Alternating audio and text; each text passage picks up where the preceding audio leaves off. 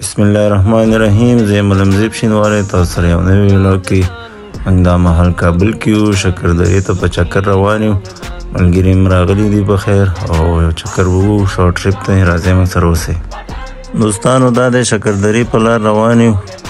ډېر ښایسته موسم دی چې موږ را انټر شو، باران هم شروع شو نو موسم نور هم ښایسته شو پکې. نو راځئ دوستانو موږ سره دا ټریپ وګورئ. هلته یو ډیم دی، خلکو ډېر صفتونه کول چې ډیم هم درته وښیو. نو راځئ موږ سره اوسئ. وطن عشق من، هموطن جان من، وطن روح من، عز و ایمان من. وطن عشق من، هموطن جان من، وطن روح من، عز و ایمان من.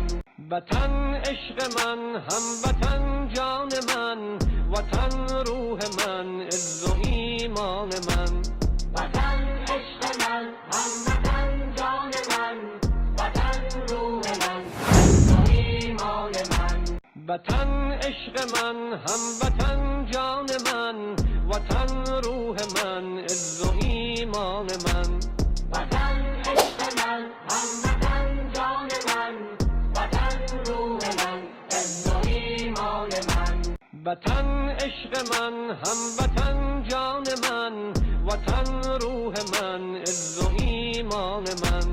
وطن عشق من، هموطن جان من، وطن روح من، عز و ایمان من.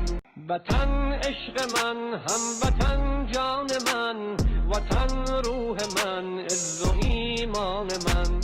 وطن عشق من، هموطن جان من، وطن روح من، عز و ایمان من. وطن عشق من، هموطن جان من، وطن روح من، عز و ایمان من.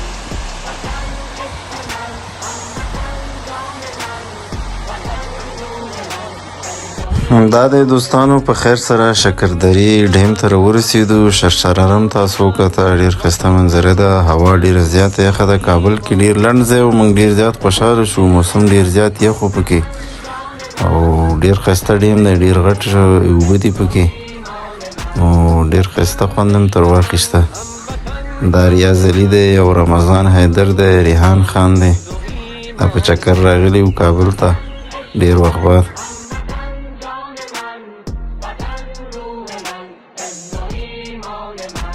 وطن عشق من، هموطن جان